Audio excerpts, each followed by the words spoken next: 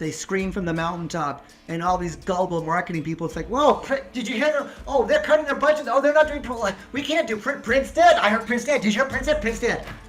It's a stupid thing to say, and I'm overreacting to it, but it just speaks to, I think, my inner passion about the fact that print is not dead, should not be dead, and it's still a wonderful avenue amongst many. Video, right, is another way of telling stories and enjoying life.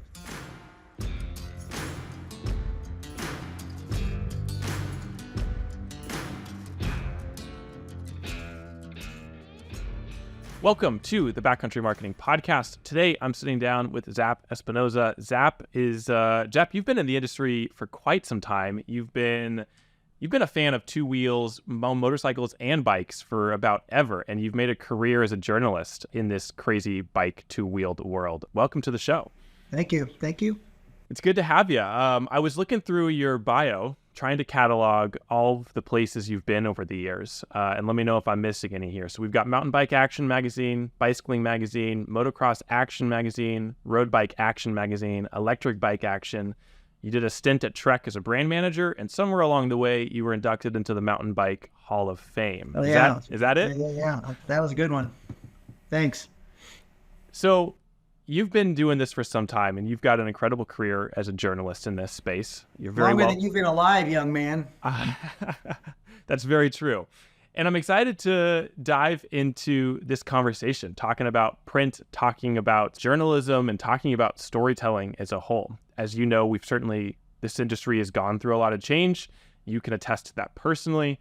And I'm curious to kind of dive into this conversation and to kind of pick your brain on where is the print world going and how does it intersect with the changes that are happening at play across the industry. So I'd love if you could kind of give us an opening statement, contextually with your role at these magazines over the years. How do you see the print world today to start? Much less than it once was. Like I said before, it's like the blacksmith working in the town, and these cars start rolling by, and he's sitting there, shoeing horses, and he's like, what's with these damn cars?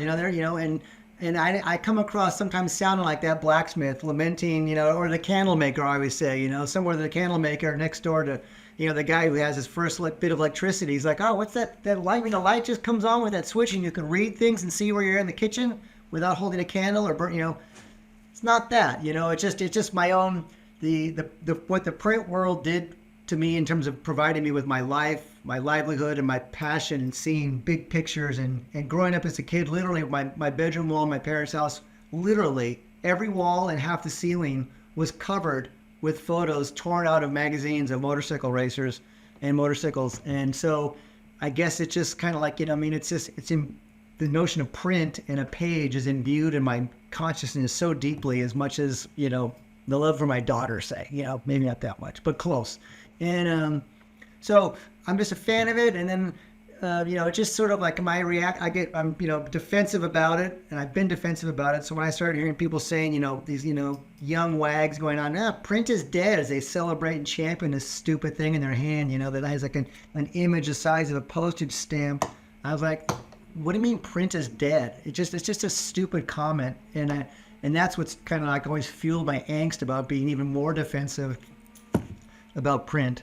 But I was just at a vacation a hotel recently, just walking around the resort, and there's all these people, these pools, and there's a heck of a lot of people in the Chaise Lounge holding their phone. But guess what? There's an awful lot of people, books, And so when I hear print is dead, what is that? Like I said, again, I'm being hyperly defensive, but should we close the libraries, and do we close all the bookstores and burn the books because print is dead? It's a stupid thing to say, and I'm overreacting to it, but it just speaks to, my inner passion about the fact that print is not dead, should not be dead, and it's still a wonderful avenue amongst many.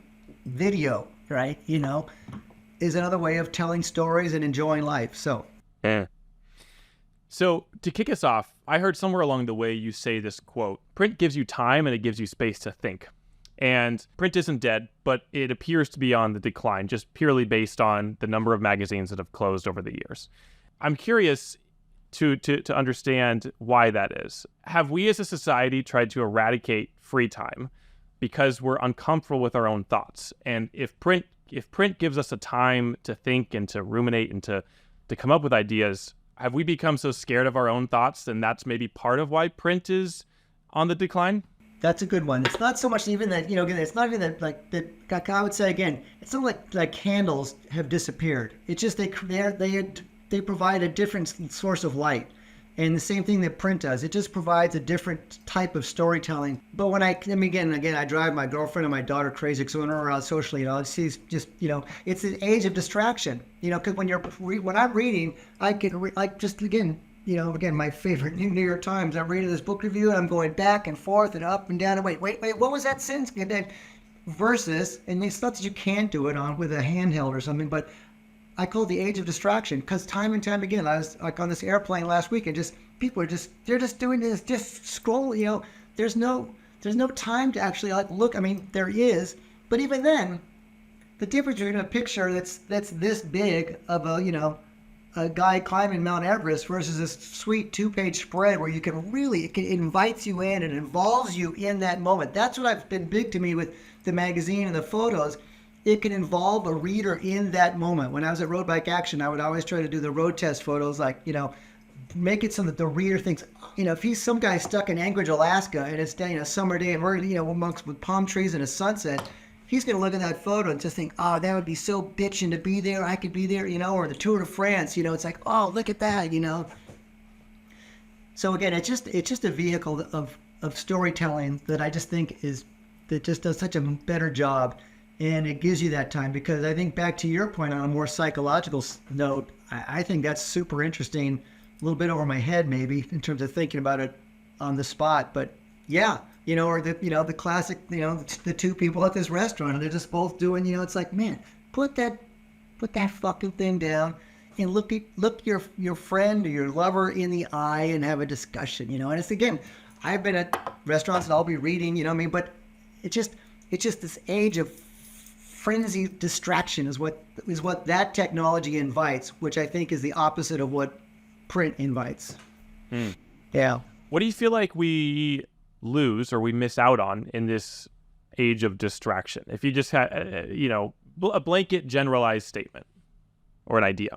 What's outside? Again, driving around, started with my daughter, we'd be driving along and she's just sitting there doing, and every time in LA, you see every passenger in the car doing this. And I had many fights with my daughter. I'm like, put that stinking thing down because the screen you need to be looking at is that windshield or the window. Look, like at airports, I love sitting at an airport just watching the world go by, and just the variety of people and goofballs and knuckleheads and everything and the fashion and everything. Instead, there's all these people I don't know, there's something about missing out on what's outside the window or what's on the other side of your nose if it's just buried in this thing in your hand the whole time, And not that the phone or whether the phone or a laptop isn't giving you stuff of value as well. It just, I guess maybe it's just this wholesale preoccupation. I mean, again, I was watching this lady the other day and it's just, she's like texting and then doing images and so much stuff's going on and it's like, wow, it's like Thoreau, right? Up at Walden. It's the antithesis of what his lessons of life that he tried to teach us, Just, take it all in, Yeah. So Sorry, I know you're getting me all excited again. I'm just like now going. Well, you started this conversation saying I'm not the blacksmith watching cars roll by. And a few minutes in, I'm like, oh, maybe Zap is the blacksmith that's watching cars go by. Yeah. Maybe. Probably. So tell me a little bit about the print media world in this outdoor industry. Obviously, there's been a lot of headlines over the last couple, 5 years of some major publications closing down. I tried to tally them up, and I came up with a list of a few. But which ones hurt you the most, or which ones were the most noteworthy for you when they announced that they were shutting their doors? I mean, for me, I'm a complete fan of what I do in terms of it's just been the motorcycle magazines first and foremost. Cycle World, Cycle News, again, they all have have digital versions, but those are the magazines that, I would literally, Cycle News was actually a newspaper format that came out in the 70s, that for me, And it was a weekly motorcycle thing that would be delivered. And again, my daughter jokes like, Wednesday afternoon, don't even be there in the front door because Dad's going to come running the minute he hears the mailman, because I would just like a sponge, just soak in it. And it just talked about all these different facets of motorcycle racing. And when that went away, again, I was just on it the other night, digital, I'm just kind of like, click, click, and it's just not as engaging to me. So I'm not paying as much attention to it, but mostly the motorcycle magazines. Again, thank God, still, every morning delivered on my front door, it's like, it's my lifeblood, so when the minute that, the NYT decides, we're going to go full digital, that'll hurt. That'll definitely hurt. And others I can't, there's just so many that I haven't even thought about, like National Geographic, Sports Illustrated. It's just crazy, right? Yeah. And again, so blacksmith or not, it's not, again, I just wanted to make it, it's not like I'm a scold at the same time, although someone's probably says, man, that guy sure sounds like a scold. But yeah. So something I think about is the role that different art mediums play in the development of a culture. And I'm curious to hear you kind of reflect on that. What role did magazines or have magazines played in developing the outdoor industry? I think, again, starting, National Geographic imagery, right? Photos, those early photos of whether it's, Yosemite or in Kenya, right? It's just like, it started right with, with the, painters, right? And just, the guys, whether it's, this, spread of, Piazza San Marco in Venice or the, early painters who first landed in America would depict these photos of the Indians and everything. It's just like, it's imagery, and then along with the imagery came more context. See, you're drilling down again stuff that it's like this, like so deep inside I haven't even been able to even think about. It's a great concept and great question for me as well. I think for anyone, but that's a really provocative question. I'm not sure I have that answer specifically. Because to parallel it to a world that I'm more familiar with, the film world, there's some very iconic films that have been created in the ski and snow and bike world that I feel like really kind of put a stake in the ground and help define like what mountain biking is, 10 years ago or whenever. And I think everyone kind of understands that. Like that has become part of the culture, that's become part of the zeitgeist of the industry. And I think magazines have also played a similar role. Well, I think certainly they've been around longer, right? Like Warren Miller films, those are synonymous with skiing. And you've been working on publications for quite some time that I think have probably influenced and helped develop the culture of bike and motorcycle today. Yeah. Especially my motocross action and mountain bike action were both prime movers for both those sports at writ large. And going back, with Warren Miller, my go-to all the time, 11-year-old at a movie theater in West Hollywood down from UCLA when Bruce Brown's On Any Sunday, this famous cult classic motorcycle movie came out. It's so widespread. In terms of, the spread of people who talked about what that movie did to influence an entire generation of motorcycle riders, enthusiasts and racers alike. And again, I think about movies all the time because it's just like, just last night I was watching this thing on the Turner Movie Classic. They had a short on a bunch of people, like film historians and film critics, talking about the importance of silent movies, right?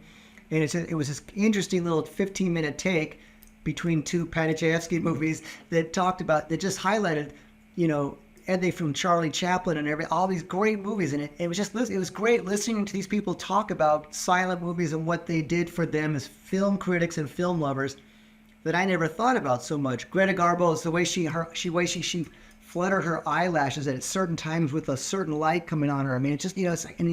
It was just, and I'm like, wow, I've never given it that much thought. Because I'm thinking, like, silent movies, what a bore. I can't hear what they're saying. And it's, and yet, once they broke it down, it was so inspiring to think about, again, this a version of storytelling, right? With no real story, like, except for these little captions that pop up every once in a while. Charlie Chaplin, right? Going through those gears, and you couldn't escape his messaging, and it was just that brilliance of image making that was able to convey all those thoughts. Yeah. So for me, it was On Any Sunday was a movie in 1971 that blew my mind, and it's everything I give. I pay homage to Bruce Brown any chance I get. Came after Endless Summer, which is his surfing movie, because it was that movie which cemented my life as a bare bones motorcycle fan for the rest of my life. And then just real quickly, there's certain guys in that movie, Malcolm Smith, Murray Lawwell, Bruce Brown himself, Dave Aldana, all these guys, they're people, as an 11-year-old, I looked up in this big screen like, oh my God, they just made my life so much better. And in the course of my career, I've met, entertained with people, I've drank wine with Murray Lawwell, you know? I mean, it's just like, I've interviewed Dave Aldana, all these people. It's so, again, for me, I'm a kid still. I'm like I always say, I'm the stinking oldest, like 13-year-old, but 63-year-old motorcycle, bicycle fan. That's there. I'm just a fanboy still. I'm getting excited to think about it because it's just like, and it just, again, like the book that people want to say, oh, Zap, you got to write a book. So I'm like, nah, it doesn't matter because only like 2 people would read it, me and my daughter. And even her, she would probably skim through it because she's like, oh boy, I had to live it. Yeah, so, but like the title of the book I want to write is Don't Believe What Everyone Else Said. I am the luckiest guy to ever live. That's the way I feel about my life. Not because I'm a millionaire. I'm not. Not because I've done these great things, but I've just been able to do these things and meet my heroes and stuff that I'm this like I'm the luckiest guy that's ever lived. Yeah.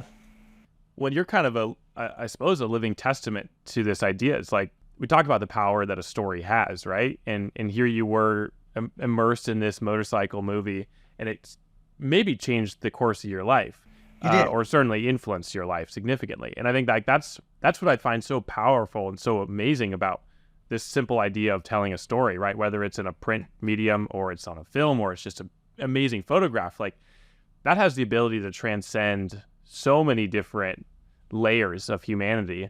And in your case, affect where you ended up today. Yeah. Yeah. And then bragging on here, like this photo, Joe Strummer from the Clash, you know, and it's, you know, whether it was a mocked up photo or not, but here's all these song lyrics coming out, right? You know, and I mean, I'm a big Clash fan, right? So, and it's the same thing. I mean, like, what has music done? Again, music, it's another form of storytelling that we're not talking about so much, but I mean, man, you know, how many people's lives have been changed by, you know, like, you know, lovers listening to, you know, Stevie Nicks, you know, or I don't know, whatever, you know, or just kids listening to Zeppelin and, you know, or, you know, Public Enemy, right? Whatever. Now Taylor Swift, you know, yeah. I mean, that's again another avenue of storytelling I hadn't even thought about yet as you were kind of giving me these questions, you know. I'm just like, oh my God, music, of course, as well as film, as well as print, right? Yeah. So this is where I get hung up, and maybe you've got an answer to this question. I don't think anyone would deny that what we're talking about is true. Everyone would say, yes, like storytelling has this incredible ability, but storytelling in marketing has kind of become, well, it's become a buzzword, and that's not new. But we now in the marketing world, like we're so obsessed with trying to tell stories. But I wonder, and I think I can be candid when I say this. Like, I think the majority of stories that get told these days aren't stories. Good. They aren't stories. And so I wonder where did we get our wires crossed? How did we end up at this place today where seemingly everything is a story? Yeah. Like, how did we get here? In the same way, sometimes I think everything's a brand too, right? It's like, you know, everyone now is, you know, it's like, well, what's your brand? You know, I'm just like, I mean, it drives me mad, you know, but like every time I hear that Apple phone ad, you know, for the new, you know, whatever it is, Apple 29 or whatever number is, you know, and they keep talking, you know, they say, and it's, you know, you hear these, you know, actresses or whatever, they're like, blah, blah, blah, and titanium, you know, and I'm thinking, there's, again, from in the bicycle world, you know, titanium was a huge player, remains a huge player in the context of bicycle technology. And you know, and the way Apple talks about titanium, it's, I'm thinking like, as a marketing feature, like they don't even say, like, who cares? Like, what's titanium doing for the end user? What's the story of titanium? Apple doesn't even care. They just use the word titanium, you know? Well, it sounds cool. Yeah. And yet everyone's buying, I got the new titanium iPhone. Why? Like, why? Like, what's the feature benefit of titanium for your life? Lighter, stronger, more durable? Doesn't even matter. And I thought about that in terms of storytelling because as a bicycle guy, you can't, especially in this massive world of black plastic, carbon fiber, titanium is still, and I love telling the titanium story still, Sage bicycles, there's so many great, whether it's Smoots or Stage, Lightspeed, there's people who are still making great titanium bicycles. And there's a whole, again, we're talking about, bike geeks who fret about every little thing, stupidly sometimes, but titanium has its own story to tell, and yet with Apple, it doesn't even matter. Like, forget the story. It's just a word, So the story of titanium is lost on this entire population of millions of people standing in line for this stinking iPhone with a titanium case, Yeah. And I think that happens with every industry, right? As bicycles and mountain biking has become more normal, right? Originally, it was a very core group of individuals that were pursuing the sport. And those people were the types of people who would obsess over the details. But now that mountain biking has become mainstream, people probably don't care as much whether their bike is aluminum, steel, or carbon fiber. Like the average person who's just getting into it, right? Yeah. And so it seems like we reach a point where the nuance and the specific details become less important to everyone. They're still important to the core, but they become less relevant and less trivial. And now it's true. The carbon bikes, the science is figured out, and to your point, it's so ubiquitous now. That's just a carbon bike. You don't even think that there's hardly any discussion because the price points have come down so far for carbon bikes. And the ride quality and everything it's kind of hard. It's getting harder to delineate good, bad, and worse with bicycles because of that. So I've got this statement. I'm just going to say it. I want to hear you react. All good stories entertain, but not every piece of entertaining content is a story. That's another good one. Is that true? How do you feel about that? Do you disagree? Absolutely. I mean, you could apply that to so many different things. I mean, I don't know. I mean, I was going to say between clothing or burritos, even you could probably use that same upside down sort of question like that. Like all burritos are out there, but not all burritos are good. That's for damn sure, right? I hate to keep going this place in my life, but just the other day, my girlfriend was telling her friends, oh, you should hear Zap. He's got so many stories. He's got stories galore because, I mean, I've had this, again, I'm the luckiest guy alive. I've had the best life in the world. So why wouldn't I have stories? So whether it's talking about the time, I literally bumped into Bob Roll in the middle of East Berlin we were both lost trying to get to a World Cup race. And of all people, here's Bob Roll, and then later that night after the race, we're in this it was after the wall came down, so it wasn't, but it was formerly East Berlin. And we were, having Bob Roll chasing this 8-foot-tall Amazon transvestite prostitute down the street, was and I mean, stuff like that, right? Or sitting just trackside with Roger DaCosta, the greatest motocross racer of all time, and having this talk with Roger. I mean, runs the gamut. Are all the stories good? I don't know. It's not, I'm not to judge, but I got a crap load of stories to tell because, again, I've had this great life that's provided me the context, of these stories. Stuff with, because I met my girlfriend's parents and they're like, oh, what do you think about Lance Armstrong? I'm like, oh boy, I got some stories to tell you on that one, I mean, who's to judge?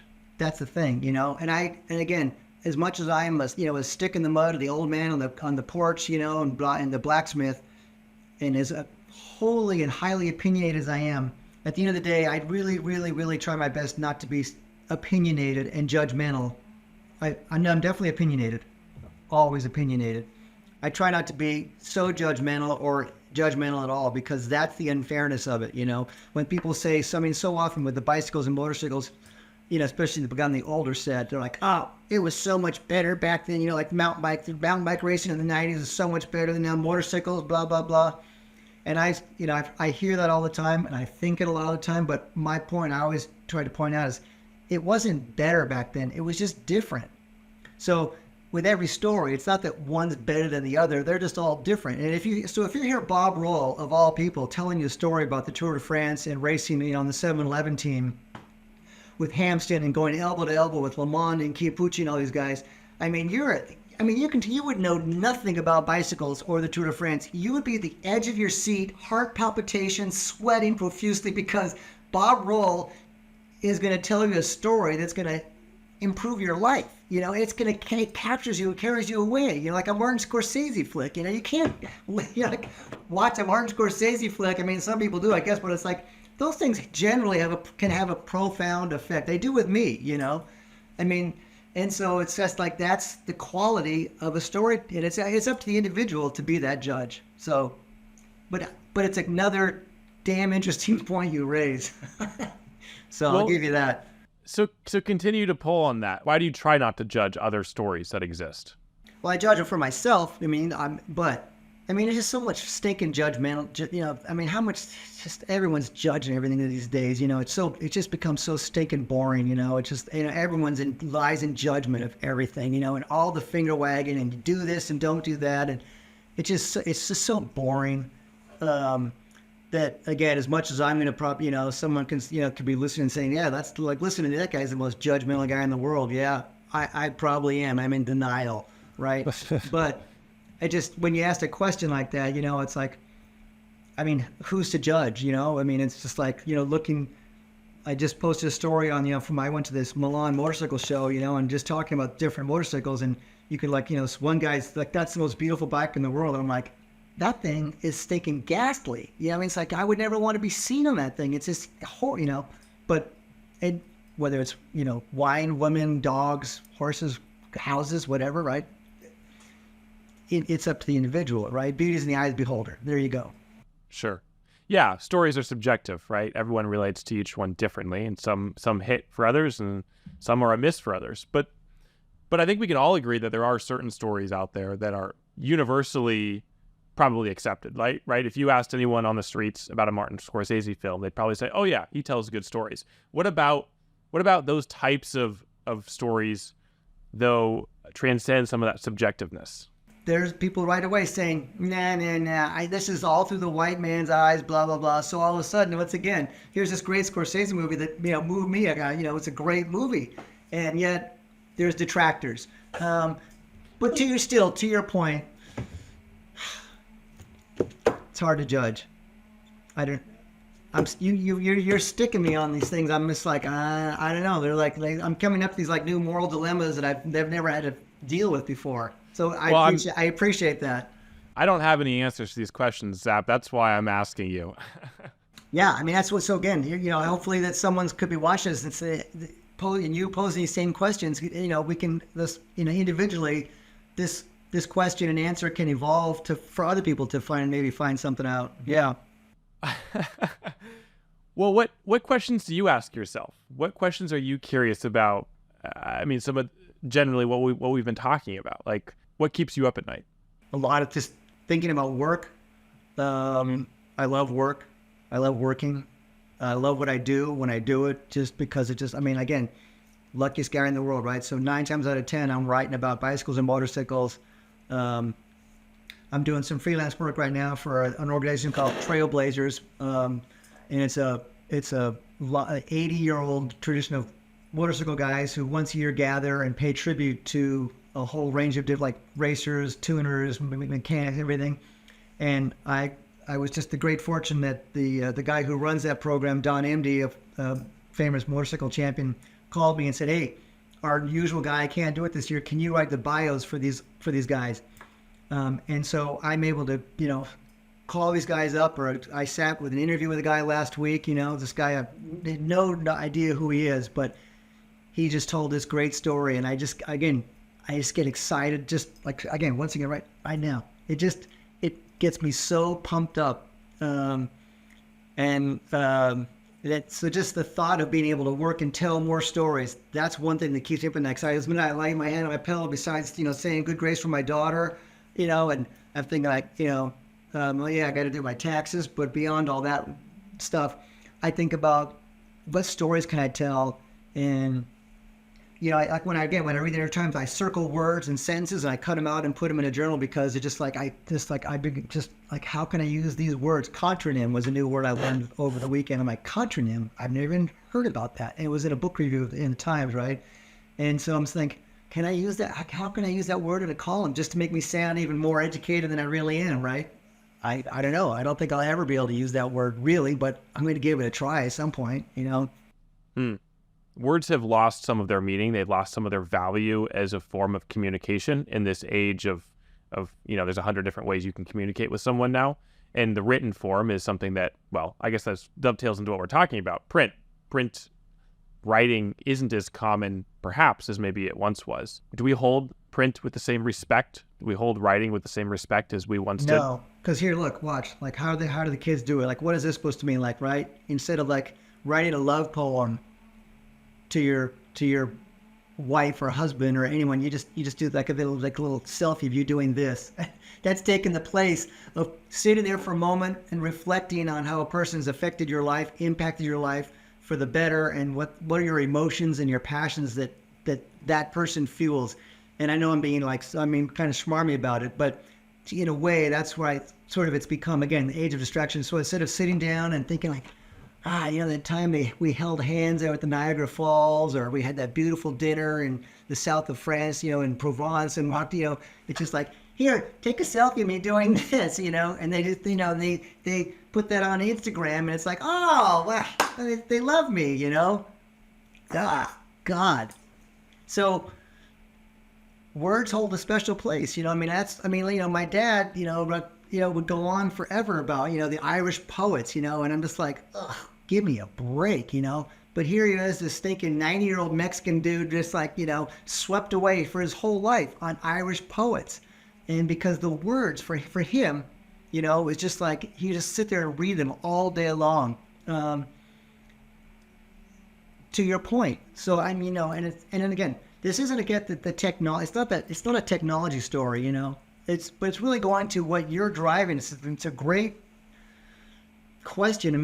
This whole topic of just words and storytelling. And I've never, I've fancied myself a storyteller for all these years, and I've never given it as deep a thought until you called me to talk about doing this podcast thing, because so it's really revelatory for me to think about it more on a deeper level. And so these are all the things. So I may be sounding, foolish on some of these things, but it's kind of like literally just coming out for the first time as I'm thinking on this topic. But yeah, I think words have become diminished. The importance and the value of words and what you can do with them. Again, look at the Bible, right? Just talk about words that inspire today and still, right? And they mean something. And you can't, to me, you just can't discount that, the impact of that stuff, or it's like, reading, and for some people, reading a Tom Clancy novel, I guess, it could be like, oh, God, that guy's the greatest writer. And I was just like, oh, boring, but. So something that I've been learning recently, I'm not much of a writer, but it's something that I'm realizing I need to improve at. I'm going to give you a little bit of a backstory, and this will all connect, all right? Sure. So I've done this is the 153rd episode, I think, of this show, which is a lot. And it still feels strange that we've done this many shows before, these many episodes. Sometimes people ask me, though, like, what have you learned from all these episodes? And I hate to say it, but sometimes I don't know that I've actually retained the information or the wisdom or the knowledge that folks have shared with me. And I started to ask myself, why is that? And I think part of it's because I just get busy and I move on from the conversation. I don't really let it sink in. And I was like, what a wasted opportunity. I'm wasting such an incredible opportunity. I really need to take full advantage and immerse myself in these ideas that guests are willingly sharing. So I've heard, and you could probably attest to this, but when you actually take the time to write and force yourself to put words on paper, it helps you create ideas. It helps you connect ideas. It helps you form ideas.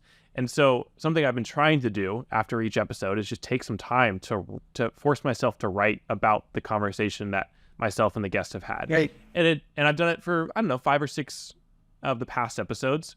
And I've started to notice a change in my ability to remember, but also to articulate ideas and come up with new, insights or ideas that have spawned from these conversations. And so my writing is sloppy and it's not great, and I'm trying to get better at it, but I'm finding that it's helping me become better at my job, my craft. Words have such an incredible ability for us to help sort our own thoughts. Right. I mean, you know, it's like simple as journaling, right? People dismiss it or whether it's keeping a diary or not, but I've kept journals, and my dad did the same thing. I've got this stinking stack of journals, 5 feet high that I keep, and so much of it is, it's about lost love, gained love, bicycles. I mean, but for whatever reason, I've been journaling. When I first started going like trips across America, and then my first trip to Europe in 1979 or something like that, I took a big, just a sketch pad and just started, filling in, just writing about all this stuff. I mean, it might end up on some, fabulous, funeral pyre, and no one's ever going to read them. I don't know if my daughter would ever read them. I don't know. And I never even go back and look at them ever. But I've got this stack of journals, and I've always just written. And I'm not sure what the effect, if any, that's had on me and what I do for a living. But it's just the practice of being those thoughtful, 5 minutes, thoughtfulness of just to write down. It's not even every day now, but it's just thought of like, and it's from the mundane. I can't believe, the plumber screwed me for $100 to fix, what, I don't know. Could be anything, right? But just taking that practice of just writing down, to your point, of just spending 5 minutes. Hey, what are my thoughts about that? I mean, it's going back to, again, that sense of, up on Walden Pond, of just that thoughtfulness, right? And that, again, back to the very beginning, the age of distraction, just the constant scroll is what is so, it's going to, and versus just standing there and just watching and thinking, listening to birds, or that guy down the street right now, chainsawing some tree or something. I mean, God knows I'm not trying to come across as some, thought provocative, kind of naturalist or anything else, because I'm not. I like loud motorcycles, and I'm all over the place. I don't consider myself a great rider. I have my girlfriend's always like, yeah, you are. I'm like, no, I always say I'm a small W rider. I mean, it's like, because I know there's great riding out there, especially, in the bicycle and motorcycle world, but in the big world a bit large, and that ain't me. I'm just doing my best. And so for me, all I know is like my formula for being as great as I can be, passion is king. And that's what compels me and propels me each day to write as enthusiastically and energetically as I do, because I'm so passionate about the stuff that I get to write about. And so I'm lucky in that regard. I have been doing a few commercial jobs for people. I'm like, I got to talk, I'm thinking like, a motorcycle seat. I'm just like, ugh, God, I couldn't imagine having to do this for a living. Now I'm doing it for a living, but not my living, but I reset that people have to write it, more just pure commercial stuff, and it's just like, especially on websites and stuff. And just, on some of these, I was on a website yesterday for some bicycle. It's just like gobbledygook times more gobbledygook. It's horrible. It's horrible writing. It's all overwritten. They're trying to get to some place where you can, evocative of the spirit of being a mountain biker in the outdoors. And it's like, sorry, but it's like some recent communications graduate who got a job as an intern at, something, and they're writing, website content, and then you push the button, you got fucking AI making it even better, and all of a sudden, yeah, here's my copy, it's all turned in. Oh, this is fabulous, and it's crap, because it's not coming from a natural place. It's just someone doing a job here, and then maybe going back to, again, we're like Bob Roll is a storyteller. Like, it's Bob Roll. It's all from his heart and his crazy mind. And it's just so heartfelt, when he's telling a story, and that's what moves me, again, great novels. Those are great movies, right? That's the stuff that moves us when it's a great story. And so again, bringing it back to the perplexing question you raised a few minutes ago, like, what's a great story? Like, gosh, I don't know, but there you go. So you're saying, what I'm hearing is that in order to write well, in order to tell a story well, it has to come from a place of passion for the activity or the sport. It helps. It sure as hell helps, And I'm speaking for myself. All I know is, like, when I'm talking, writing a story, I did a website post a few weeks ago about, again, this motorcycle racer, Mert Lawwell, who almost lost his hand in a crash. And Mert was one of the guys with Steve McQueen in this movie, On Any Sunday. And so Mert told us behind this, I got to sit on his couch and tell a story that how Mert came back from, he crashed, almost lost his hand, was going to lose his hand. Steve McQueen found out about it. This is after he did the movie. Steve McQueen flew him to LA, got him an appointment with Dr. Curlin, this famous orthopedic surgeon. Dr. Curlin, as opposed to this podunk doctor in the middle of Washington State somewhere in Nowheresville, Curlin saved Mert's hand by actually reconstructing the whole hand. And Mert says, Steve McQueen saved, like that was the title of the story, Steve McQueen saved my life. And it's not like Steve was in there pumping his heart because he had, but Mert was able to keep racing motorcycles. And so, I mean, to me, it was just a great story to tell. It involves Steve McQueen, woo, celebrity, but just how, and there's so many stories out there. That's why I love just telling these stories about these, maybe to the most people, these mundane lives of people who race motorcycles or bicycles. But there's a million and one stories to tell. When I go to a bike show and you meet a guy who's been making bicycles and stuff, it's just like, I mean, the family history or whatever. And it's such a general thing. I know it's not. It lacks any specificity, but there's just so many stories out there worth telling, and I'm happy and so content because at least within my genre, my segment of life, I'm able to discover some of these stories to tell that hopefully 2 other people at least will say, wow, that was a really cool story. What if a brand, and maybe this exists, maybe I'm not aware of this, but what if a brand produced a magazine? Many do. I mean, look at Red Bull. Red Bull magazine's got their magazine, Sorry to interrupt you, but that just the first thing that came to mind. Okay, so there's a few that do it. Is it viable? Like, is that something that more brands could do? Is there value in that? Absolutely. I mean, I think when you say magazine, like even there's this stinking PR company in England, and they just, I just saw their first level of like they're doing like their monthly zine. It's a digital magazine, and I was on it, and I was thinking as I was looking, I'm like, you know what? They're using a magazine format on a screen. If it was only on this, there's no way I would read it. But at least I'm still like, my saving grace for the loss of magazines is still this fabulous contraption called a laptop that still at least gets me closer to a magazine experience that I would never have. I mean, again, people say it's like, God, you don't, you're like, my girlfriend's like, why do you mistreat your phone so much? You just bought it. I'm like, because I don't care. It's just a telephone that also takes pictures. And I mean, I get like, just, you know what I mean? It's not an important part of my life. It's vital to my life. But if I don't care, this, like a magazine like my New York Times, that's where I can get involved in something. And so here's this PR company, right? And the PR company is like almost a contributing death knell to print journalism because all these stinking PR companies came in telling all the brands, stop putting, Print's dead. Remember, Print's dead. Print's dead! Right? They scream from the mountaintop. And all these gullible marketing people, it's like, whoa, did you hear them? Oh, they're cutting their budget. Oh, they're not doing print. We can't do print. Print's dead. I heard Print's dead. Did you hear Print's dead? Print's dead. So all of a sudden, the magazine ads started good. The revenue's going away because the bike companies are starting to spend all their money on PR companies. It's like, why should we blah, blah, blah, blah, blah. And then the PR companies spin it. And so anyways, there's a large contingent of cycling journalists who they would not even like talk to PR companies. They wouldn't print, and because they recognized the threat, which partially came true, that they were sucking up all the money that at one point was going to print advertising.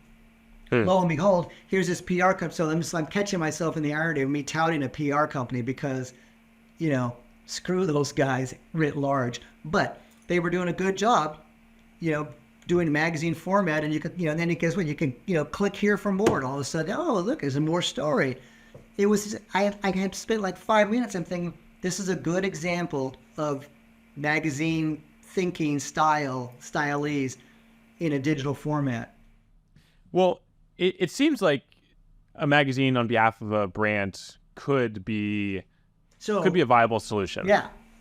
I mean, and again, Red Bull does a great job. I mean, and I literally bounced into the publisher or the editorial director on a street, in Santa Monica one time. He's a former bicycling editor. And, he sort of indicated like, because there's always, the money guys are always like, what's this print bill we're paying for? Why are we doing this?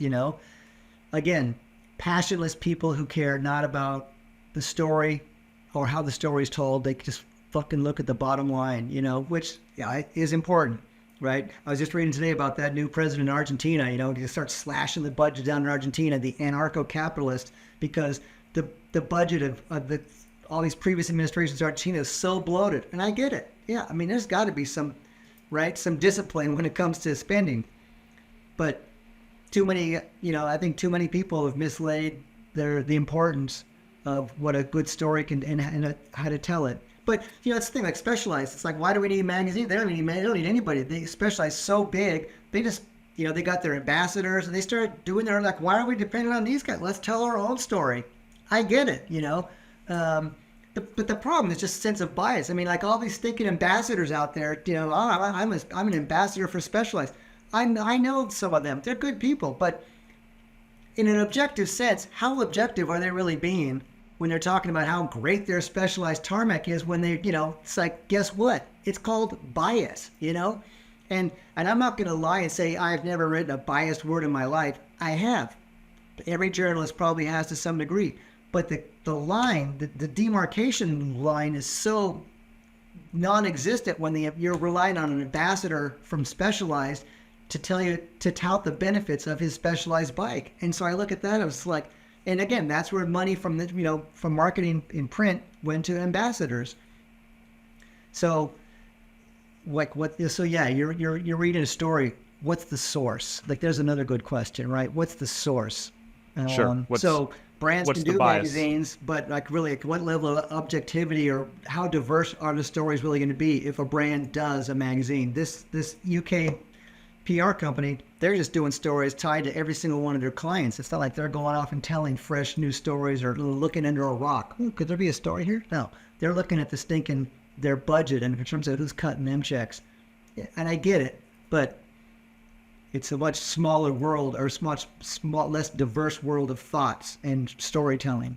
Yeah, because the story being told generally has to achieve some sort of a metric or a success in order for the story to be worthwhile to be told, right? I mean, that's true for... And you hear it, like just, again, another thing, like Snoop Dogg, I was just on some today, Snoop Dogg said, like, I did some post that got like 80 million downloads or something, right? Saw this, some Snoop Dogg thing, probably talking about smoking pot or something like that. And then this was on LinkedIn, he saw it and he's talking and he goes, and so how much money did those 80 million, clicks get me? $40,000. And he's like, Snoop Dogg's like, that's all $40,000. And so, I mean, like whatever metric you're using, yes. And so, yeah, some guy's got, 80 million viewers or some fashionistas got some, like, the influencers have got another horrible word. The influencers out there, the scorecard for a good story is how many clicks, how many likes they get. And to me, I mean, that's an important metric, but I mean, really, is that the only metric that exists anymore? I mean, I can why my girlfriend, she's on Instagram, and she'll give it a heart, give it a heart, give it. I'm like, wait, slow down. What are you even giving the likes to? Like, do you even know? Because it's all about, golden retrievers more than anything, but it's just like, should you at least think about who's like, that to me is gonna get uptight about that. Just like, Well, you and me both. Yay, there's two of us. For anyone who's listening, who's in the same boat, let us know, because there's probably fewer and fewer of us out there. Well, but I think this all comes back, and I still think this is true. Like, stories have this incredible ability to inspire people, to move people, and do more than that, more than I think we can even articulate sometimes. So I don't see stories aren't going anywhere. I think it's just the medium's changing. Maybe the frequency in which stories are told is changing. But I also wonder, and I've heard from some other folks in the industry, that they almost kind of expect to see a resurgence in print, in quality storytelling. The age of distraction has changed a lot because of tech and tech rules and antitrust laws, and things are starting to change, and marketers are realizing that tech has changed and it doesn't fulfill the same role that it used to, or it could have 5 years ago.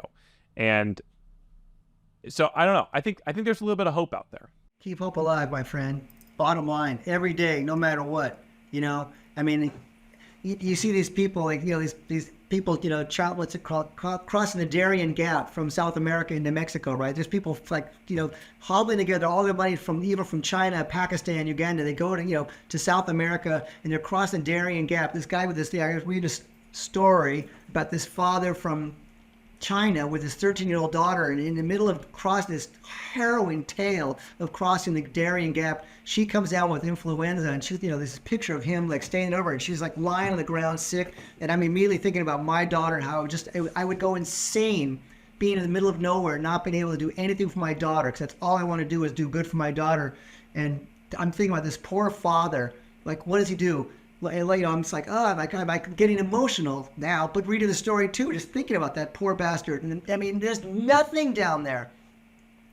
But like the one thing, because like as the story unfolds, finds himself somehow in America, right? She's alive. And the thing that keeps those guys, I mean, I know immigration, blah, blah, the southern border, blah, blah, blah, right? The ruination of America, blah, blah, blah, sorry, but the thing that keeps him alive and all those people crossing over that through the Darien Gap, or maybe people in Gaza right now, or people somewhere, anywhere in America, down and out, keep hope alive. And it's a shoddy little cliche thing, and maybe it's, and people weight it too much because, oh, that's just Obamaism, yeah, who cares? I mean, in every great story through time, there's probably some level of that same essence of keep hope alive, So, to me, even I work against it sometimes with myself, but that's the bottom line, is keep hope alive. That there's going to be better stories out there, and a day will come. It's like, people say, oh, records are coming back. No, they aren't. I mean, so for an elite few, they're going to go out and buy vinyl and sit there and thumb through like they pretend like they're like Tower Records. I saw a video once of a guy at Tower Records, and he was doing this all day. That's not going to happen, right? But stories again. I mean, like, again, going back to from the Bible to Karl Marx. I mean, here's two stories that have changed the course of history and continue on a daily basis. Just people writing stories down. I mean, if those two books alone, let alone thinking about Moby Dick or something else, The Grapes of Wrath, don't change the course of history to some degree, man, I don't know what does, And it wasn't a technology; it was storytelling that continues to change the course of history. And that's where I find, again, it goes back to like, what's a story? Like, what's a storyteller? That, like, you're right. I don't even know. But all I know is like, those are two examples to me that keeps, to me, is so inspired in terms of even in a small, addendum note to an addendum note, that at some point there was some stinking skinny old Mexican named Zapata Espinoza who was a storyteller in the history books of storytellers that maybe just had like a little pinprick of an impact with someone's life. That'd be great for me, because I'm not a great storyteller, but I know that I love doing it. And stories can make the world a better place. They do make the world a better place. And it's not, and you can say, but is it a story about mankind or a story about a better pancake mix from Duncan and Hines? I don't know. I like to think it's not the latter, and it's more the former, because it's people's lives that evoke these stories that make things better, not pancake mixes. So keep hope alive, my friend. Well, I agree. Like you said, they make this incredible world more fun. They make it more entertaining. And I think stories for a brand to deploy stories the right way, I think that being the key, I think they can also have a tremendous impact in the goals of a business as well. We've talked about a lot, Zap. Is there anything that we haven't discussed that you want to leave our audience with as we wrap up for the day? Who owns the words, right? Tell me more. Again, just a thing I get in so much trouble with, again, keep going back to the two significants in my life, my daughter, my girlfriend, but I have a level of flamboyance when it comes to speaking and word use.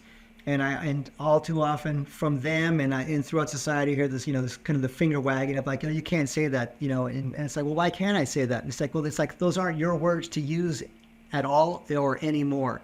And how it's like they can use those words, but you can't use those words. And then so just again, being a storyteller, I was like seeing these like keep out no trespassing signs in the dictionary or something. I'm just like, wait, why? And I understand that, again, my girlfriend always said, well, you use it if you like, but you have to be, responsible for using them.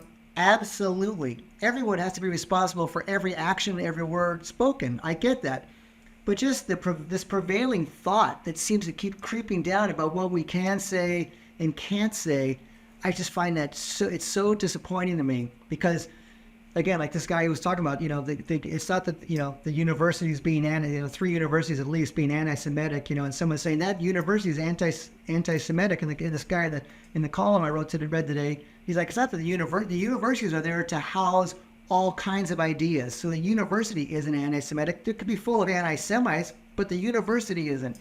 And that to me is like whatever, like the dictionary isn't anti-Semitic because it's got some, or an encyclopedia or whatever, there's anti-Semitic words and concepts inside that dictionary. And you should be able to use them, I mean, if you want to, and you should pay the price. And, and like I think you made the point too, it's like there comes a responsibility. So it's, guess what? Be nice. There's no, like you hear this stuff about, this guy, the guy's, January 6th saying, we're going to kill the traitors. And I'm just like, what's wrong with you? Like, kill the traitors? These are your fellow human beings. We live in America, for God's sakes. It's like this greatest country in the world right now. And it's just like, why would we kill the traitors? And like all this foul language. And I'm not even talking about like that stuff, but just still words we can't say. I see this creeping incrementalism of that kind of language police. And it just sort of, I get it. But I'd be lying if I said it doesn't raise the, my hair just a little bit because I'm a word guy. I mean, I remember I wrote a column once, and again, just like, what was I saying? I made some reference about something. I got the letter saying, blah, blah, blah, you can't use that word. And then, the person was offended. And I was like, that's a drag. But it wasn't an offensive word because when I was working on High Torque, you couldn't say anything that was offensive, right? They were really strict about, so it wasn't like foul language or anything like that, but it was just a concept that just someone thought was like, that was like, they used to be able to say that. You can't say that anymore. Again, Norman Lear just passed away. That was like, to me, an inspiration. All in the Family, it's like that comes up all the time with me. It's like, you couldn't show All in the Family now, and I'm just like, well, why not? It's like Archie Bunker and Carol, fabulous. Norman Lear was like, again, we're disallowing ourselves to appreciate the nuance of what Norman Lear was trying to do, right? Get under our skin to teach us a lesson about humanity and being more human with each other. And he did it through this loudmouth bigot, right? Who was a fabulous character, right? And, so it's not like, I get, like, there's like, D.W. Griffiths, and I get that there's that whole thing with the Klan thing, which was like, there was no irony in that, but, or Blazing Saddles, that's another one. It's like, why is Blazing Saddles, like, why are these words beeped out here? But if you can watch it on another channel, it's not beeped out there. Like all this sort of thing. Again, it's just the thought about who owns and doesn't own words and what you can and can't say. It's a slippery slope. That's what I keep saying to my friends. It's like, look, I just see it as a slippery slope that people are going to allow fewer and fewer words to be used, and it's a slope that I would rather not be slipping down. Yeah. Well, so I just had this idea while you were sharing. We started this conversation talking about the individual's discomfort with our own thoughts and our own ideas.